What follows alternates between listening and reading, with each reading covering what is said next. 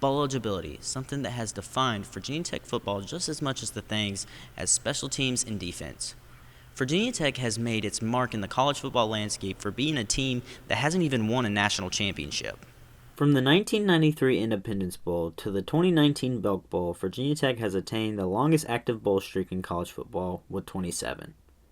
That is taking away the 2020 bowl eligibility year that the team opted out of and the 2021 Pinstripe Bowl versus Maryland.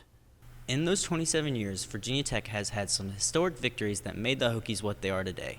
So let's go back in time to the Beamer days when Virginia Tech was a national powerhouse under Frank Beamer, and the Hokies made a national championship appearance in 1999 with Michael Vick taking the snaps. Or the Sugar Bowl, where the Hokies were selected 4 times to play in that special game, with the most notable one being against the Texas Longhorns in 1995, where the Hokies handled business 28-10, with wideout Brian Steele taking the MVP trophy. But we can't forget about the 2009 Chick-fil-A Bowl against the Tennessee Volunteers, where another Hokies QB, Tyrod Taylor, under Frank Beamer, coached the Hokies and went to work, winning 37-14 with the help of Ryan Williams, who set a school record for rushing yards in that season. Finally, let's look at the most recent bowl trophies for Virginia Tech. We have the Military Bowl, where Virginia Tech dismantled the Tulane Green Waves 41-20. Or we have the 2016 Belk Bowl, where Virginia Tech was down 24-0 at half versus the Arkansas Razorbacks, but came back to win 35-24 versus the Razorbacks, where current Hokies coach Cam Phillips was the MVP in that outing. Now, it's time to move on from the past and focus on the future. Virginia Tech is 1 win away from bowl eligibility. And 2 wins from finishing the season 7-5, a lot of Hokie fans had high hopes for this team coming into the season, but many think they underperformed. As they say, Rome wasn't built in one day, and not all is lost for pride in the Hokies. Virginia Tech can win their final 2 games, get a respectable bowl and a worthy opponent, and finish the season 8-5, and look forward to the coming years under Brent Pry. Back to you guys. Even when it isn't football season, there are always things to be talked about as the ACC released its schedule this past Monday. Virginia Tech is coming off a disappointing year, going 6-7, and not being the playoff dark horse they were predicted to be. After an offseason of coaching changes and 25 portal departures, Virginia Tech has much more challenging schedule than this past season. That brings us to Hayden's Fab 5 matchups in the 2025 season for the Virginia Tech Hokies. We are going to start the season off down in Atlanta, Georgia for the AFWAC kickoff game against South Carolina Gamecocks. This is going to be the second year in a row that the Hokies start the year off against an SEC opponent, and it is a meaningful one. Head coach Shane Beamer is coming off a strong year with the Gamecocks and is looking to take down his dad's alma mater, as this matchup has the potential to be the nucleus game that defines either of these teams' seasons.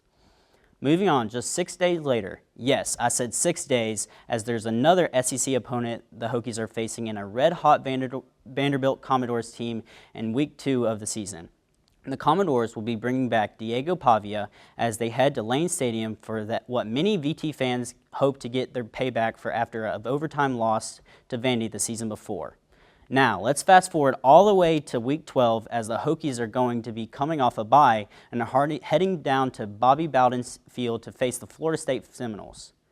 Both teams are coming off disappointing seasons and major coaching changes, so fans should be able to get a good picture of what their teams have become and when it comes time for the Noles and the Hokies to show down. The very next week, Virginia Tech, for the first time ever, will be facing Florida State and Miami on back-to-back weeks. The theme for this game will be a rematch of a game that was decided by a Hail Mary call being overturned.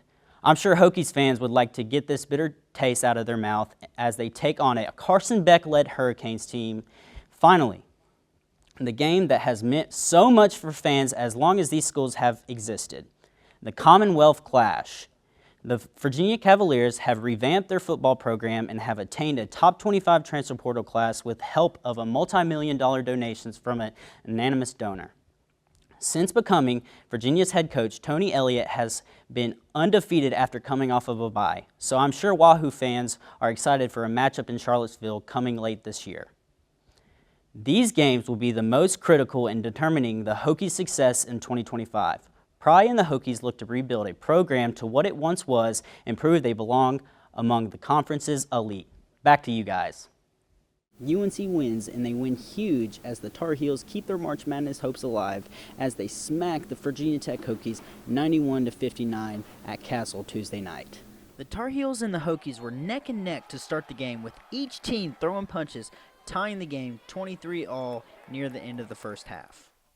They've got so many shooters out there. I mean, it's not just one. And as I said before, their combination of ball and player movement is elite. And so one of the things that I kept telling them in regards to Virginia Tech is whatever it takes.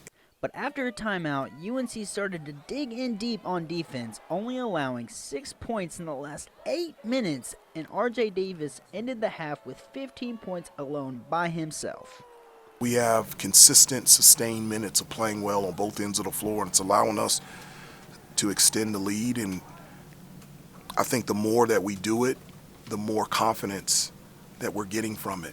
From there, it was all UNC as they came out the half on fire with the help of Ian Jackson and Seth Trimble. Ian Jackson, certainly RJ, and RJ hit a couple of big ones early with Drake Powell.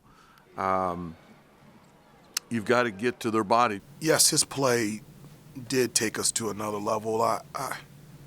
Seth has the ability to do so many things out there on the floor and just be impactful in so many ways. But for the Hokies, it was tough sledding as they could not buy a bucket to claw back into the game, while North Carolina couldn't miss as they made 15 three-pointers and shot 53% from three-point range. They're good threes. They are, the passes that are coming to the shooters, they're on point and on time.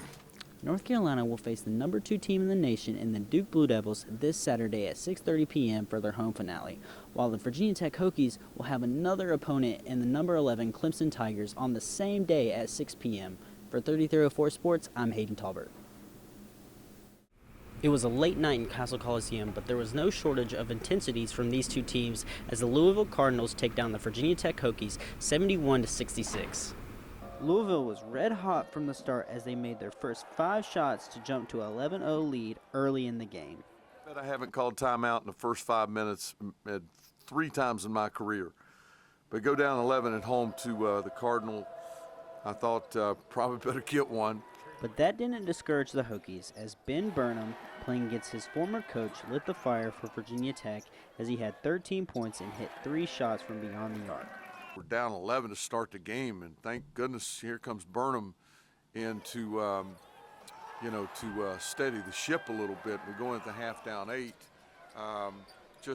Awfully pleased with Ben Burnham and his competitive nature. It wasn't just Burnham that was lighting it up for the Hokies, as Brandon Rexsteiner led the team in scoring with 18 points off of 6 of 10 shooting. But it wasn't the scoring that put the Hokies in such a deep hole. It was the defense by the Louisville Cardinals as they forced the Hokies to turn the ball over 22 times. They're very solid, very solid. I credit Pat and his staff. They've got a good outfit on the defensive end. After a hard-fought comeback, the Hokies were only down 3 with 48 seconds left to go. Rexsteiner, with the ball, throws a costly turnover, and as the Cardinals knock down their free throws, Louisville will sneak away with a gritty win to make it their 22nd win of the year. With the loss, the Hokies will start the month of March against the Syracuse Orange this Saturday at 12 p.m. And for the Cardinals, they'll play later on in the day at 6 p.m. against the Pitt Panthers at home. With 3304 Sports, I'm Hayden Talbert. As we've had a whole new lineup for Virginia Tech out on the field besides Clay Grady, and stays the same so far for VCU, as it's going to be a 3-2 lead so far for the Hokies. Yeah, this will be Berzonski's 5th appearance of the season for Virginia Tech. He's been pretty good so far this year, a 3.0 ERA, 1-0 to this point on the season. So he's been pretty good on the hill for Virginia Tech. We got Danny Estrada, the left-handed batter. Watches that one go by. It's going to be the first ball.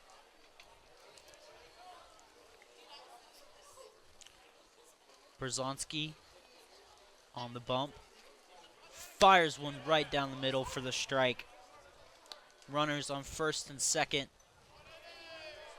Adelman on first and Flores on second. Adelman was able to get an RBI for Swinson, and it is hit on the line of the chalk for a foul ball. It's going to be a 1-2 count. Yeah, this is a chance to really attack the hitter. You have the full arsenal open here. You can go to some breaking stuff here. This is great work by Berzonski to get ahead of the first hitter he faces. Throws a curving fastball down the middle for another ball. Make it a 2-2 count.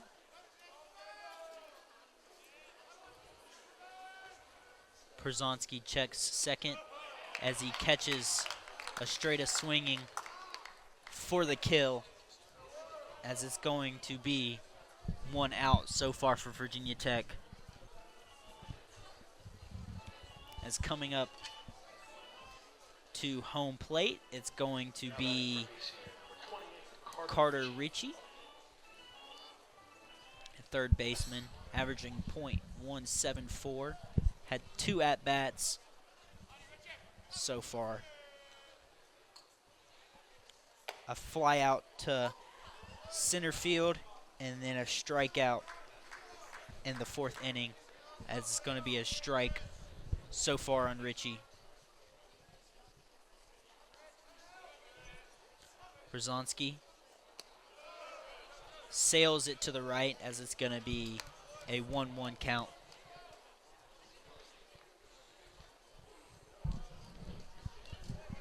Yeah, Berzonski's had a pretty good outing thus far since coming on for Kulik, has filled up the zone, and that's been advantageous for him.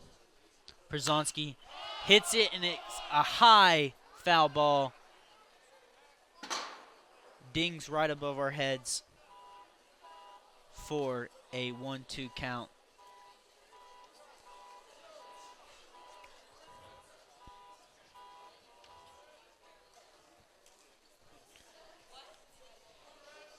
One out so far. Runner on first and second.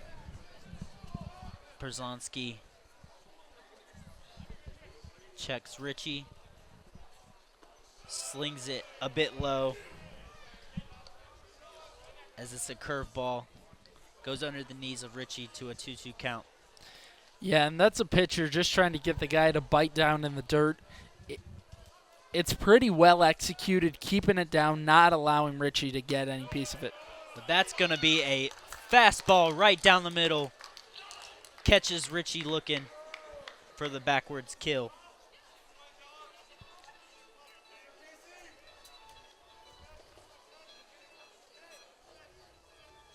Second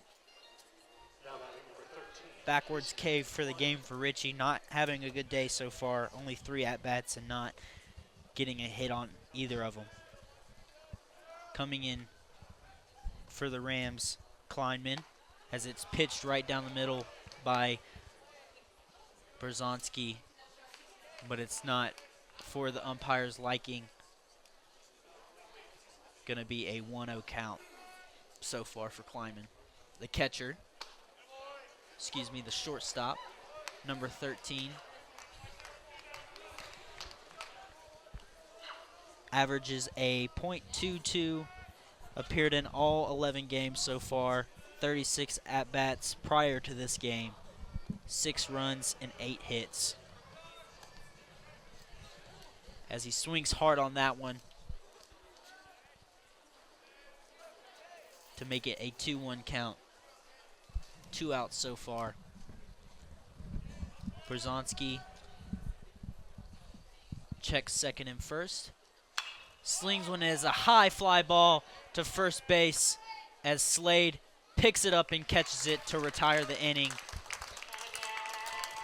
to make it still an 11-point ball game for Virginia Tech as we come to the bottom of the 6th. Once again, the 10-run rule still into play right now. And we'll be back for 3304 Sports.